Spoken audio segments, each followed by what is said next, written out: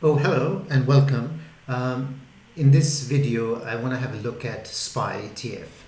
So you're looking at a weekly chart of SPY. So after last weeks of trading, there hasn't been any change in the weekly pattern. You can see that it's been stuck between 4,200 on the upside and 3,800 on the downside. So there hasn't been any change in that. Now, if I bring in the moving averages, what we see is that you'll notice that the weekly 20 and 50 EMAs, which is the yellow and the green line, they're beginning to turn.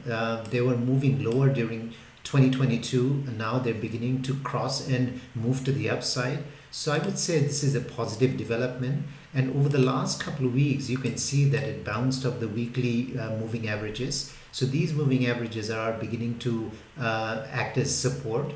The momentum indicators remain positive. RSI is above the 50 level. MACD is above the zero line. So overall, the weekly pattern looks more positive than negative to me. Moving on to the daily pattern. On a daily basis, we can clearly see that it's been going sideways. So on the upside, we've got 417, and on the downside, we've got 403. Now, previously, it had traded in this range and then broke to the downside. So the question is, which way is it gonna, break out from this trading range? Now, the reason why we've got this sideways trading action is because in the market, there are two competing narratives. So let's quickly have a look at those narratives. On the bullish side, we've got inflation is falling, Federal Reserve is close to pausing, Q1 earnings have been coming above expectation, and bearish sentiment is quite high. So let's quickly have a look at this. So this is the AAII sentiment survey, and you can clearly see that in the most recent survey, the bullish sentiment was at 24.1, bearish at 44.9. Bearish is significantly higher than the bullish sentiment. You can see that the bullish sentiment has been primarily stuck in the 20s, whereas the bearish sentiment has been moving higher. And this usually acts as a contrarian indicator. So, this is, a positive data point in some respect. On the bearish side, what we have is that we've got more, concerns of more regional bank failures. Even if they don't fail, the concern is credit crunch, which means that they tighten lending standards, and eventually that could lead to recession. So we've got bullish and bearish narratives in the market. There are days when bullish narratives is more, stronger in the market. In those days, we see a rally, such as last Friday. And then there are days when bearish sentiment dominate the market, like the first half of last week. And that's when we see prices decline. The overall effect is that market basically is going sideways, and that's exactly what we are seeing. And until and unless we have a resolution of those issues, I'm not sure that we're going to see any significant move either to the upside or to the downside. Now, looking ahead, what do we see in terms of economic reports? So from an economic report next Wednesday, 10th of May, core CPI, we're going to get the CPI report. Now, let's look at some of the key numbers that market is expecting. CPI headline overall last month was at 5%. Consensus is also at 5%. So in other words, we're not expecting any kind of move to the downside as we've seen in previous months. So let's look at the trend.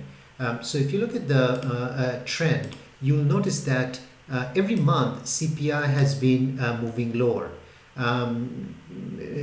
But this month, so last month it came in at 5%, and consensus estimate is that it will remain at 5%. So I'm not sure how the market will react if they don't see a decline, as we've seen every single month over the last 6-7 months.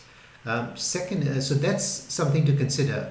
The other thing to consider would be what happens if CPI comes in, let's say, at 5.1 or 5.2.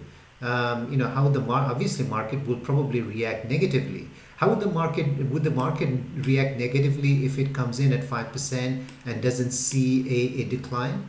I mean, something to think about. So that's one thing that I wanted to point out. The other one is inflation month over month. So last month, inflation rose 0.1% per month in the month of March. But in the month of April, inflation is expected to rise by 0.4. So that would be an uptick in inflation. So if we look at the month over month trend, so you can see that since rising 0.5%, we see a drop to 0.4 and then 0.1. And then in the month of April, we're expected to see a jump to 0.4 if it comes in line with what the market is expecting. So that would definitely indicate that inflation had picked up in the month of April. So, even if it comes in at expectation, how would the market react? Positive or negative? Something to think about. Core inflation looks like no change in core inflation either on a year-over-year basis or even on a monthly basis. The monthly increase was 0.4% the previous month. So looking at the positioning of the expectation of the market, I'm not seeing an improvement in inflation in the month of April. So something to keep an eye on.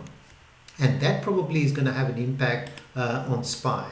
So if I look at hourly chart of SPY, you can clearly see that it's been stuck in this big range. Now, last week, the beginning of the week, it started off positively. It made a move above this level, but wasn't able to hold on to it. And then it made a lower high. So that was looking negative. And then there was an opportunity for another lower high at this level. But the bears weren't able to capitalize on that. Stronger than expected earnings from Apple and I would say a strong jobs report push prices up. So SPY has now created this gap right here. So the question is, going forward, early next week, are we going to see this gap fill? Now, there are a couple of things to consider. First of all, this is an equal high right now. So this would be an area of resistance. So that's 414. And now, if it's able to get through this level, then obviously we'd have to consider this level, which is around 417. On the other hand, we have on the downside, we have the gap fill to think about.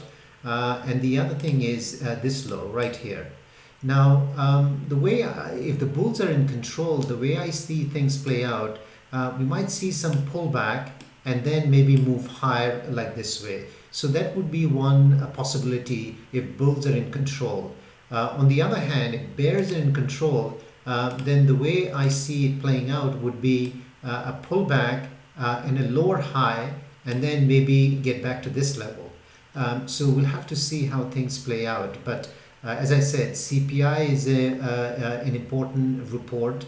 I think there's also going to be retail sales. But overall, SPY is stuck in a big range. We need a resolution one way or the other. So this is an important level, 404 on the downside and 417 on the upside. Anything in between is a noise. I'll leave it at that. Thank you very much for watching the video.